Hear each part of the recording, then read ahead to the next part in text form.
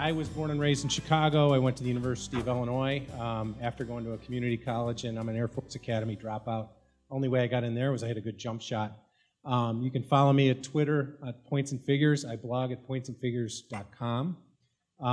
My claim to fame was I was a floor trader for a long time, and then I was elected to the CME Board of Directors, and I was one of the guys amongst a cadre of people to switch it from a nonprofit to a for-profit and go public. We were the first exchange in the United States to go public. It was the most successful public IPO other than Google in the 2000s. So you could have bought CME at $35 a share on the open.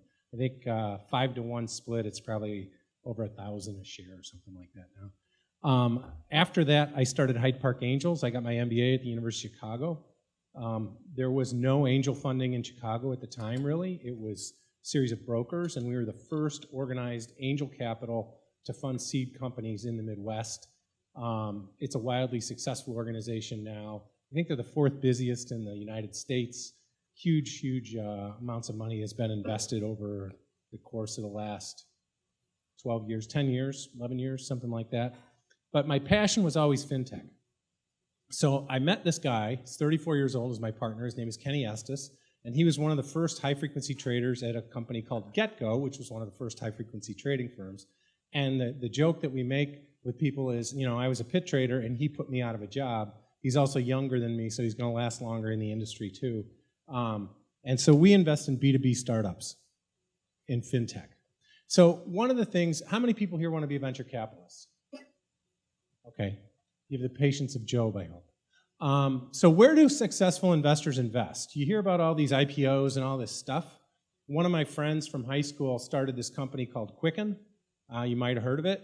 She did pretty well. Her husband was the CTO, she was the CMO, but they went through a lot to start this company. They pitched 35 VC firms and nobody would write a check. Yet they IPO'd maybe 6 or 7 years later. She has a nice house out in California now. Andreessen Horowitz, arguably one of the most successful recent firms, invests at seed and Series A. That's their investments where they concentrate their time, and the reason is the probability of success of owning a company at startup and exiting, owning a larger piece of that company, is higher at seed. That's where the value is created. So if you look at Facebook, which is a great company, if you think it's a great company, maybe it's not a great company, but the value in that business was created between seed and Series A. That's where the big money was made, not on the IPO. And so that's why people invest really early. They try to get a 10% ownership stake because you're going to get dilution of about 50, 60, 70% over time as more and more money is raised and more rounds come in. So what makes a good venture investment? This slide is stolen from Peter Thiel, who seems to be a pretty good investor. It's actually, if you have kind of a cool idea, but really seems like a stupid idea, you invest at the intersection of those. So if you think about Uber, hey, what if you could page a black car on your phone? That's kind of a cool idea, but that's really stupid. Nobody'd ever do that. Turns out it's a multi-billion-dollar company. If you invested $50,000 in the seed round, I think it's worth about $200 million today.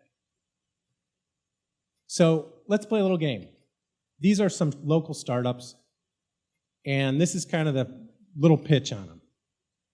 Company commoditizes structured credit. Who'd invest? That's Halo Investing, one of the largest fintech and fastest growing fintech firms in Chicago. They just raised a round. I can't tell you what the valuation was, but they will be a billion-dollar company within the next 5 years. What if I could borrow money online? That's Avant Credit, already a multi-billion-dollar company, started by my friend Al Goldstein, U of I alum. Company that helps online and mobile businesses accept credit card payments. Provides a little more transparency. My friends in my MBA class started that company, built it from scratch, bootstrapped it, sold it for $800 million to PayPal. 2007 to 2013. That's how long that company was in his hands. How about a company that improves the financial health of employees as a benefit, like an HR benefit? That's one of our companies. It's holbergfinancial.com. I urge you to go look at their website. Joe's a great guy. And he's changing people's lives. So these are the types of things that we see.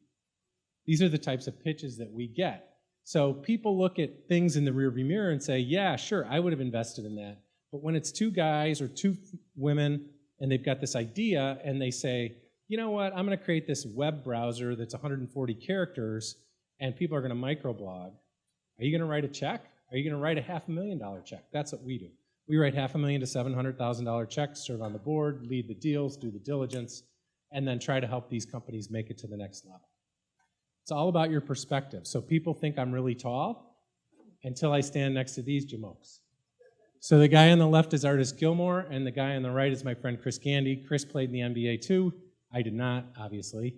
Artis is 7'4", and Chris is 6'9". I'm 6'5". People think I'm tall, but I'm like, you don't know tall, right? So what does Chicago have? We've got some seed funding, probably not enough seed funding, but we've got some seed funding. We've got some venture capital. We've got extremely talented people in the city. Amazing talent. The human capital pool, especially for fintech, is amazing. I saw a VC this morning tweet that he just learned what basis points meant. This guy's an experienced investor in the Valley. He didn't know what a basis point was. I'm like, I could go to a coffee shop in Chicago and talk to 20 people that know what a basis point is, and a half a basis point, and a half a BIP. I don't even have to call it a basis point. I can call it a BIP. Same in New York. So if you think about fintech, the best cities in the world to invest in are London, Chicago, and New York. You have conversations here that you cannot have anywhere else, especially when it comes to B2B fintech. In the Valley, they get the B2C stuff, the stuff that goes on your phone that you can talk about at cocktail parties, like a Snapchat. And isn't it cool that I can change my face and make a little older now? In Chicago, we deal with real business, revenues, stuff that moves money through the pipes. You know, and it comes from our DNA and our history. Chicago would not be here without the Board of Trade in 1848. Would not exist. St. Louis would be a bigger city than Chicago. The other thing we have here is Fortune 500 companies. If you take a drive 2 hours outside of the city of Chicago, I think you can hit the Fortune 1000. And then we've got some of the best universities in the world here.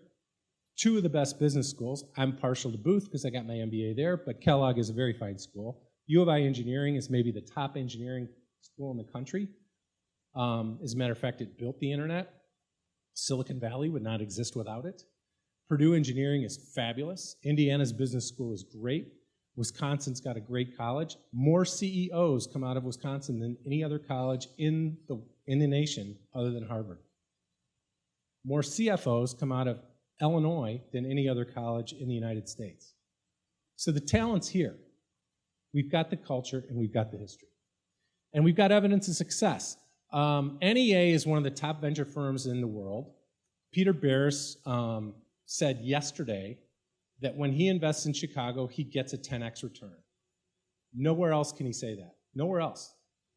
And he's invested in some great firms here. He's co-invested in a firm I angel invested in called Catalytic, which is started by Sean Chow. Sean's last exit was Fieldglass, which exited for over $1 billion. And he's building a new firm here in Chicago because the talent pool is so good and the customer base is here. We've raised over $1.86 billion this year. In 2013, we raised $1 billion. In 2007, when Hyde Park Angels started, there was nothing. I was going into the top of apartment buildings, into people's apartments, listening to pitches. That's how bad it was. PitchBook ranked us as the #1 city in the United States for return on invested capital. That's kind of a big deal because it's easy to put money out and it's hard to get it back. The holding period for venture investments has gone from 5 to 7 years to more like 10 to 15, and you've got to get a return. So the stock market returns on average historically about 8%. With the risk that you're taking in venture capital and the liquidity premium that you're giving up because you can't get out of the investment, you got to get a great return. Steve Kaplan from the University of Chicago found that across the board, venture capital investing in the last 2 fund cycles has returned about 27%. The roadblocks to success in Chicago, because you get positives and negatives, it's a closed network. It's about who you know here. And that's historical. It's Patty Baller. You know, we don't want nobody that nobody sent. People are trying to open up the network in Chicago, but it's tough because you're dealing with 150 years of history. Fear of failure. In the Midwest, people are afraid to fail. One of the great things about the trading floor was you had risk takers there. And failure was just a part of everyday life. And so you learn to deal with it. And so you'll see a lot of traders go into investing like this or go into putting money into funds because they understand the game. But most Midwesterners are not like that. They have a tremendous aversion to failure. We have risk-averse corporate customers compared to the West Coast. So I walked to a bank in the West Coast and I said, what kind of deals do you want to see? And they said, seed deals, don't care if they have revenue. Walk into a bank in Chicago, what kind of deals do you want to see? We want to see, $1 million or $2 million top line revenue. Went into one big 5 bank in New York. If they don't have $10 million in top line revenue, don't come and talk to us. We need more money here. We've got the talent, we've got the firms, we've got the people, we've got the structure, we just need more money. There's just not enough money to put at risk here. So when you look at Chicago compared to New York, LA, or San Francisco, the difference in money that gets invested, like we did, $1 billion, San Francisco does that on one deal. I mean, they laugh at us. It's still flyover country to the people on the coasts. A group of Illinois business students that I know worked for a professor who passed away. His name was Paul Magelli, and Paul was just a tremendous, tremendous guy as far as startups and entrepreneurship. He's changed people's lives. I could talk about this all day long. And they found it was the violence keeping people out of Chicago, not the weather, which is kind of interesting. I think I screwed this up. There we go. Whoops, wrong way. So rules for success, you got to have top-line revenue growth. You build off Chicago's strengths. Our strengths are fintech and B2B businesses. Ways that trading's impacting Chicago. Jump, DRW, Peak 6, GetGo, CMT, Citadel, CTC all have investment arms that invest in some sort of startup activity. Jump and DRW are probably the most active. They supply tech talent. The best engineers in the world are in Chicago because they come here to trade. They come from all over, and they are incredibly brilliant. And one day they come up out of their cubicle and they say, I am sick of making code go faster. I'd like to start a company. And as high-frequency trading gets more and more competitive, the market gets more and more tighter.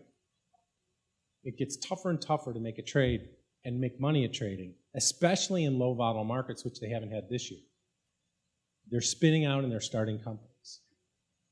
They supply ideas, and they create hundreds and hundreds of jobs and opportunities for people. So I saw a stat where 0.2% of all investment capital available goes into venture capital, yet it creates 21% of the jobs, which is amazing. What about cryptocurrency? We have exchanges here that trade it. CBOE kind of gave up. Startup exchanges, ErisX, Bitnomial hasn't come out, SeedCX, and Open Finance is one we're invested in, and it's the first FINRA and SEC regulated exchange that has permission to trade securitized crypto in the United States. There is no other exchange that can do it. They're the only one. We get exchanges in Chicago. When I talk to Silicon Valley people and I say, you want to do an exchange, they show me their matching engine. In Chicago, they talk about clearing, settlement, compliance, regulation. They understand the back end.